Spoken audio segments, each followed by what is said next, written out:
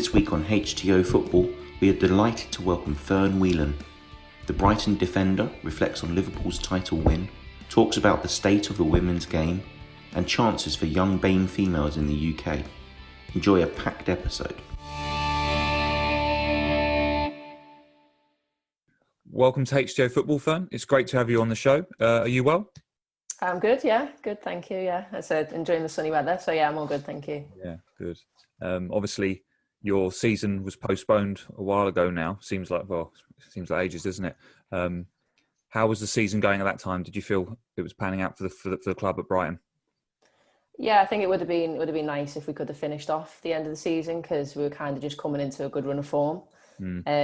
So we had 6 games left to go. So yeah, it would have been good if we could have finished those 6 games, potentially finished a little bit higher in the table than what we finished off. But obviously just happy that, we got to stay in the league. So Yeah. And for you personally as well? Personally, a little bit different for me, yeah. So I had an operation in December on my ankle, which kept me out for about 6 months. So I was literally just coming back to playing. So unfortunately, it was literally at the worst time possible. I think it was my first session back on the pitch. And then it was kind of, everything kind of got cut down. So carried on training for a bit in the hope that we'd get back playing. And I actually felt really good, felt really fit. But obviously it was a shame we couldn't get back. So it all ended a bit strangely, really. Yeah, a few months waiting and raring to go, and then it comes crashing down. Obviously, football's returned in the men's game, and we'll have to ask you. Liverpool coming back, clinching the title. Did you enjoy that? Yeah, I did. I was gutted I wasn't in Liverpool, to be honest, at the time. I was down here. I straight away rang the family. I was on the phone, and they were all made up. Everyone was having the celebrations. They were all big Liverpool fans up there, so it was really good to see. I read that you're a bit of sort of done a Cara in reverse, sort of growing up a Red and then playing Everton most of your life, and then he's obviously did the opposite, didn't he? Yeah, guilty. Don't get me wrong. It's not a bad place to be, not a bad place to be. Yeah, so that's how it went. Yeah. How have you been enjoying watching the games, though? It's strange with no fans, isn't it? There's no atmosphere and whatnot. Yeah, it's different. It's almost like, obviously at a women's game, you don't get that many fans. So it's kind of like, I think it's come back to, the level that the men are playing at now. It must be so strange for them being around that many, there's hardly anybody there. And to watch it, I think it's a bit different. It's still good to watch. It's still nice to see that the lads are back out playing. It was obviously good to see them clinch the title, which we'd all been hoping for. But obviously it's different. And I think it's coming towards the back end of the season now. They kind of want it finished, and then they can get their rest and go again pretty much straight away. Yeah, absolutely. Andrew's a Barnet fan, so don't worry about the lack of fans. I mean, Barnet season ticket holder is used to that. There's about 7 of them normally turn up, I think. I know. I don't know why they haven't opened up. We can definitely distance. Less so. I can imagine it being so frustrating though for Liverpool fans that of all cities to not be able to throw a party. It's such a shame, isn't it? Yeah, exactly. I haven't, in my lifetime, I've not seen it happen. I've been waiting for it to happen for so long, and then it does. And the parade and everything. That's for the Liverpool fans. That's the big day, isn't it? That's what everybody wants to see. Parade around the city. I remember going to the parade in, for the Champions League when we won that, and it's just amazing. It's a great occasion to get to go to. So. Yeah, it's a kind of a sour thing that the fans won't get to be involved, but I'm sure they'll. Yeah, it's still written in history. I'm sure there'll be parties going on all over Liverpool for sure. Yeah, get the title. Just have to try and win it again next year, won't they? I mean, I'm an Arsenal fan, so I can say that with confidence. I'm not sure we'll be necessarily the closest challengers. No, probably not next year. Give Mikel a couple of years. Arsenal season ticket. It'll happen. It'll happen. That is one example, obviously. Men's game getting back. Female game being postponed. How do you feel Brighton, but the Women's League is set up to deal with potentially the fallout of COVID? We had Matt Slater on talking about the lower league football as well in the men's game, and actually how very much right now football clubs are still doing okay because they're very much like a car in the garage, so you can keep the car safe. But as soon as you try and turn on the engine, actually, all the logistics and the costs around actually producing the game may actually see a lot of clubs struggle. Yeah, definitely. I think it's going to be a tough time, of course. I think there's plenty of clubs now that are, riding the storm a little bit. And as you say, waiting for it to really hit to see what it's going to look like going forward, having no fans, like generating that revenue. Of course, I know a lot of clubs haven't been able to sign as many players as they would have liked to already going forward for next season because their budgets just didn't allow it. So I think it's all about kind of that sustainability and trying to stay afloat really at the moment. You've got a lot of teams are backed by men's teams, so you'd like to think they were okay. But there's some of the teams in the league, like you're looking at your Bristols, for example, and who obviously Reading, like lower league as well. You're looking at them and thinking, I've just really hope that they can manage to keep it going, which I'm sure they will because they're generating sponsorship from other avenues. But it's just meaning that the women's game is having to work that little bit harder to stay afloat and to really, have the backing from the clubs above them. I think you saw it at like Filed Ladies FC, league below originally kind of folded and said, we're not going to support them anymore. And there's obviously a big backlash. And in the end, they turned it around and said they will support them. But I'm hoping that it doesn't go the same way for a couple of other teams and maybe the lower leagues as well. So when the news filtered through, Fern, about Premier League throwing, was it £1 million as a pledge to the restart? Was that welcome news, or was that a little bit like that sort of loose change being dropped out of the pockets of the Premier League? I think it's obviously the WSL are going to be really appreciative of that because it gets it back up and running, of course. So no one's going to turn down £1 million. I think, but at the same time, it's hard as a player to take for sure because our league got cut when the men's league carried on. So it was kind of like if it was going to happen then, why couldn't it happen beforehand? So because I know the logistics, we couldn't get the testing going, we couldn't get our league started again. So I think it's just, it's a nice thought, it's a nice gesture, but I think going forward, there needs to be more of that and it needs to kind of be a bit of a forefront and, to know that the women's game is just as important. I think it really did show when it came to the crunch that all the push was there to get the men's league back up and running, but, the women's league fell behind a little bit with that and it was quite gutting, to be honest. I think the key word there is gesture, isn't it? Yeah. Yeah, it's just, And I think it's like I say, I can't, glass houses shouldn't throw stones. I'm an Arsenal season ticket holder and I sit in their club level, which is their sort of semi-hospitality. So I can't really say much and, I'm not going to, sit on my high horse, but it does feel like a lot of, as long as the Premier League's okay, even, if you look in the lower league for the men's leagues or the women's leagues, they're like, the show must go on for the big league. And you just wonder whether it's just because of the TV money, it's just that they had to have it on. Yeah, it's a shame, really. Yeah, I think that's obviously what it boiled down to in the end. There was a lot of money riding on it, and it had to go ahead, really. And it's not the same at the moment in our league, and I think we have to accept that. There's not the TV rights, there's not the obviously the big impact and the media aspect to it. And ideally, going forward, in the women's game, that would be where it's going next, hopefully. But that's going to take time. Yeah, and it almost feels like a bit of a shame because I felt women's football was attracting a lot bigger audiences in the last couple of years. England obviously had a great run in the World Cup as well. And this couldn't almost come at a worse time for the women's game, I guess. Yeah, exactly. Because like you said, it flips back to survival as opposed to. Yeah, exactly. It was kind of, going off in a nice, good tangent, and it really was taken off. We've got like Barclays sponsoring the league last year. That was amazing. Like the TV, BT Sport, BBC, it was getting out there a lot more.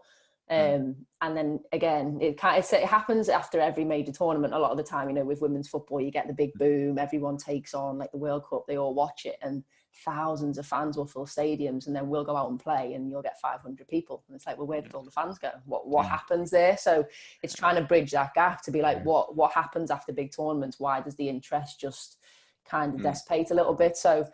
Yeah, I think it was doing better this season. Attendances were up, the interest was up, people were watching it more. And then obviously this kind of hits and it puts it back in its tracks a little bit. But, there's been a lot of talk of investment going forward and things. So I think that now is the time for people to jump on and really invest in the women's game because it's been out there so long that we've got to try and get back on the horse as such. Yeah, there needs to be a bit more of a sustainable approach, doesn't there? Were you at Notts County during the financial crisis there, Fern? Yeah. What was that like? That was tough. To be a part of, yeah, that was tough. I've been at Notts I was going into my third season, so most of us had just signed new contracts. And we were, a new chairman came in, there was a bit of unsettled, we were all a bit unrest and we weren't sure what was going to happen, but we'd been assured that we were fine, nothing would happen to the women, he had a plan. The chairman was going to take us forward with his plan and things. And so we were all quite confident. We were due to play Arsenal on the Sunday. I think we had training on the Friday, and that was it. The league was due to start, and we got a call, you know, training's cancelled, coming in for a meeting. So I lived in a house with like 3 other girls, and we were all joking, oh God, what would you do if they folded us tomorrow? Like, it literally was a bit of a joke. Yeah. And then, you know, we went in the next day and was sat in a meeting room, and it wasn't even the chairman there. He didn't even come to the meeting himself. He just sent someone to basically send the message that, you know, as of last night, the ladies team were liquidated. And it was just so bizarre. It was something I've never been through in my whole career. It really was just really strange. Especially given, you know, we were doing really well in the league. We just got to an FA Cup final the year before, like the first team to play at Wembley and stuff. So he pulled it at a very strange time. So yeah, as of that moment, we kind of all had to go, okay, we've got nowhere to live. We've got no club. So everyone just had to go their separate ways, and it really was quite a strange time. And some of those girls I've not seen since. So it's, you know, it was all a bit very up in the air, and it wasn't a nice thing to go through. And you, like you say, I think that suddenness, because it's not even like, look, this is happening in the next 6 months. You almost say goodbyes. You work on what next steps are for everyone, literally overnight, you know, and that can happen. And you just hope that clubs don't suffer a similar fate with everything that's been going on. Yeah, definitely. I think that would be the worst thing that you could do. I think there's a lot of teams now, especially players as well. Everyone's uncertain, aren't they? A lot of players are signing 1-year deals nowadays because the clubs can't give them any longer. And also they're a bit uncertain as to what the club's going to look like next season in terms of budgets and things. So it'll be a very different year for women's football, that's for sure. Yeah, absolutely. I saw your article recently, and it was on Sky Sports actually, around, and this, it was news to me, that actually the FA and football in England don't keep quotas and data about BAME representation in either the men's or the females game. And I just wanted to get your take on, that's ridiculous from my personal take. I think that's right. But also sort of the lengths that they could or should be going to better ensure proper and full representation across both games, to be honest with you. Yeah, and I think it's not spoke about as much because, you know, again, women's football kind of falls into the background a little bit. And if you look at the men's Premier League across the board, you know, there's quite good representation. You don't really struggle for it so much, and it kind of, you know, only dawns on you as a player really when you're in a team and you're the only, or there's 2 black people and everybody else is white. So then to find out that they don't record it as well. It was it's quite interesting because it's like, if you look into most businesses will record that, you know, just the ethnicity, the diversity along the board. You know, everybody records a lot of data, so it was quite strange to hear that they didn't record that data. And I think it's really important, you know, not just for players who are playing the game now, but for young girls who are aspiring to play in the league, like, you know, young kind of BAME girls looking forward and being like, well, actually, we can't get to that stage. It doesn't really occur for us. So I think as a role model, kind of the way it looks as well, it's really important that, you know, black players and BAME players are visible across the course of the Premier League. And I know across the course of WSL really is what I was talking about, more so in the FA WSL. Sure. And I know they've tried to do it more with coaches, and they're talking about getting coaches back in the game and things like that, but it hasn't really been addressed on a playing level about the diversity across the board. Yeah, it really surprised me, and I really liked your quote when you said it's one thing taking that data and measuring it, but, you know, with the greatest respect, that's probably pretty easy to count. Whereas actually it's delving into and using that data, you know, sort of regional data. Why aren't we tapping into? And also, you must be missing out on so much talent as well. These pools of the country that aren't being tapped into, which could help take the game to another level, and yet they just don't have visibility over it. Exactly, and it's visibility, and it's a big thing for me was access as well. You know, there's a lot of players who can't get to these training grounds now. As we've now evolved into full time in the WSL, you know, a lot of the training grounds are where the men train, and they put them in these remote places that people can't get to. So, like, I know for myself personally, when I was growing up, like, I'm from a single parent background. I didn't have the access. I didn't have a car even to get to training. I relied on friends and family to get me there. So I could have been one of those players that fell away purely because I didn't have the access to get to these players. You know, I used to pick up Nikita Paris and I'd take her to training because, again, she didn't have the access. So for me, I think that's a really important thing to look at the numbers as a start off, and see across the board, across the country, where the diversity lies, where it doesn't lie so much. Some teams actually don't have any representation at all. And then, ask the question why, and then, exactly filter back down and see what can be done and how can, the inclusion be even better. Yeah, you mentioned of access and inclusion opportunity as well. I mean, we have a link with Football Beyond Borders. I don't know if you're familiar with, and their challenge is to obviously engage young people back into education using football as a driver. Do you feel it's, I mean, to shift that culture, Fern, do you think it's down to those types of projects and charities to be the driving force in football, and maybe not the governing bodies like the FA, who tend to maybe go down the gesture route that we were talking about earlier?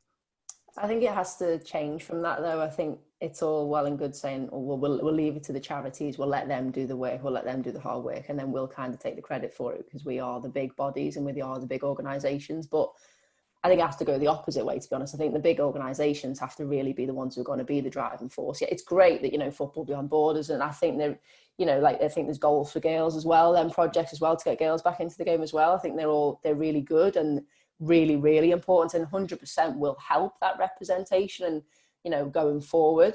But again, they're all doing it themselves. They're all kind of individually helping, and it's really good that they're trying to push it forward. But if they had the backing of someone like the FA to support it, again, it could then filter down. That a lot of the time it's the people who are in the hierarchy or in power that can then help that filter down. We're saying, at club level, playing under managers who want that diversity, they will encourage that, and they will go and look for that going forward. So a lot of it depends on who's at the head of the organisation making those big decisions as well. Yes, I completely agree. Yeah, there was when the Major Tom raised like over £1 million for the NHS, and people were applauding that, and phenomenal achievement. But you shouldn't have to be doing that. You shouldn't. Why is he having to raise money for our National Health Service, and akin to these fantastic initiatives like FBB and Goals for Girls? But ultimately, they're there because probably the failings of the sport to help support that.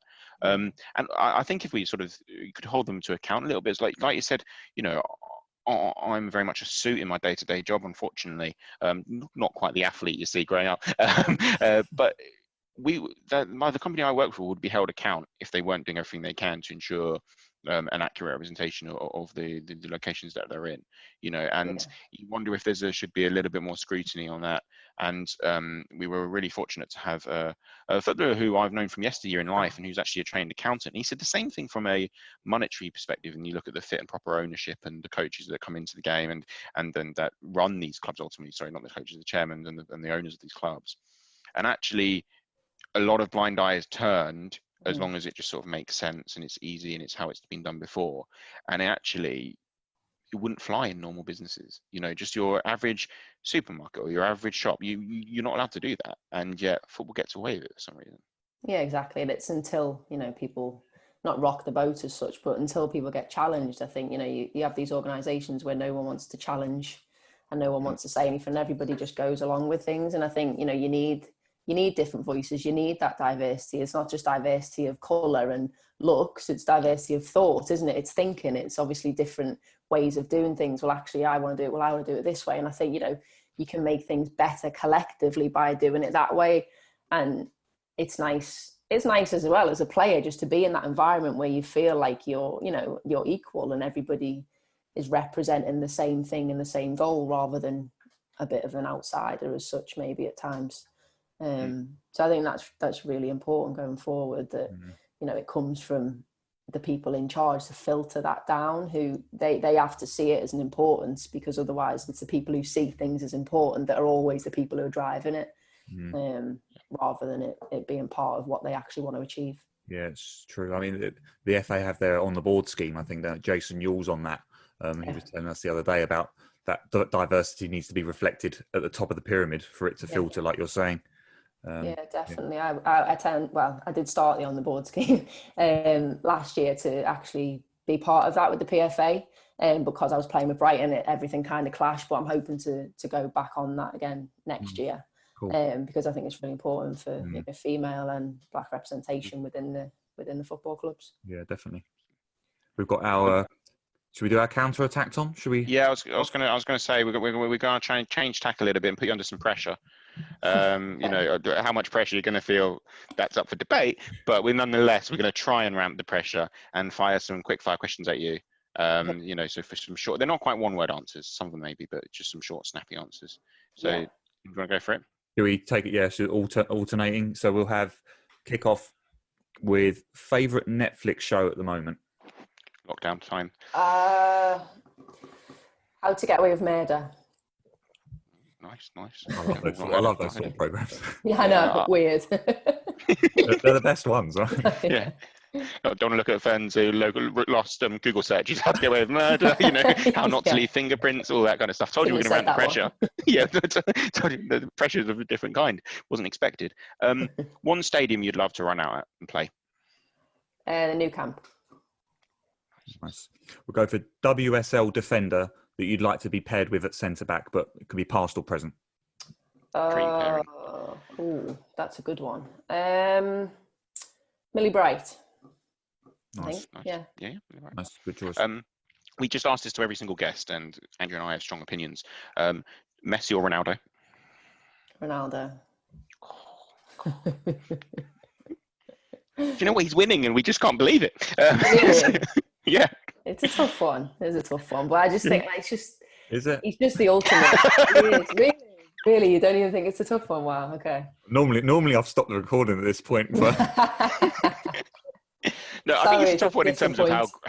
I think it's tough in terms of their greatness is tough, but in terms of who's a better footballer for me, it's not tough. But in terms of their greatness, they're so passionate about it. I don't even know why we asked that question. I know, certainly. I suppose I'm looking at the whole package and not just technically. Yeah. I'm looking at everything, what he brings and stuff. Yeah, he's not bad to be fair. Yeah. Oh, of course. You're next time. All right, I've lost. Let's go for best women's player of all time. Oh Christ. Kelly Smith. Oh, good time there, Arsenal girl. Absolutely. And we've got to finish with 3 dinner guests, dead or alive, takeaway around yours during lockdown from the world of sport. From the world of sport? Yeah. Okay. Ian Wright. I like Ian Wright. I'd have him there for the bants. Who else would we have? It's a very popular choice, actually. Really? We'll have to get him on, Yeah. Virgil van Dijk, sorry. I've got to have him there for, he's quite elite. Virgil, Ian, and who would I have? Mo Marley from the women's game. Nice. Okay. Nice. You did well. You did well under pressure. I mean, obviously you picked the wrong thing between Messi and Ronaldo. Apart from that, really well. I got Ian Wright in with the Arsenal. So Ian Wright and Kelly Smith. So I'm got happy back in the good books. Yeah, he called it back. Yeah. Yeah. What's next for you though in terms of your career? Not the immediate future. We'll see how that pans out with and when we're allowed to go back to the game proper, as it were. But obviously, you've done a fair bit of coaching. Like you said, get back on the skiing next year. You've also got physio, I believe. Physio. Yeah, I'm a physiotherapist. Yeah, so I do rehab and sports and injury rehab. So I'd like to do a bit of that in terms of being around football teams and any elite sport. To be fair, doesn't necessarily have to be football. And I'm hopefully going to go and study doing some media work as well. So that would hopefully be going. Not the coaching route. That always comes up, doesn't it? It's the obvious question to ask, but yeah, I think I'm a little bit different in that. I've never really been into coaching too much. I like to help and the youngsters and stuff and give them my experiences. But as far as being, it's not my dream to be a manager in the WSL or anything like that. With the media side, Fern, what particular role? So I'm actually going to go back and I'm doing a course through the PFA, hopefully going on to do broadcasting and journalism. So I think once I do that, that'll help me kind of find my avenue and be more specific. I'm hoping to do a little bit of work with the WSL and doing a bit of kind of commentary on the games and things like that moving forward. But yeah, I want to it's a bit more broad to start off with, and then so I can really delve into what it is that I find passionate. For me, the physioing angle was really interesting because you said not just football, which would be because we had Gary and Colin Lewin, so the ex-Arsenal physios on, and they launched their Lewin clinic, and just looking at elite sportsmen in general, and it blew me away in terms of they were looking at they'd done tours of the NBA to see the different types of injuries and rehabilitation programs that all these elite sports globally were putting in place, and in spaces how much football could still learn, and basically how in many respects we're very advanced, but how naive we still are in that world. It made me want to jack in my career and become a physiotherapist overnight. It's really interesting. It is. It's, and I think I've done a bit of multi-sport physio in the past, and it really engaged me and stuff. It's just nice to see, different athletes and how different athletes move, and it's not just always football. And it's been laugh for me for the last however many years. So it would be nice to probably experience something slightly different as well. But I've just set up a public speaking business as well in terms of my website. So plug is my name, so fernwhelan.co.uk.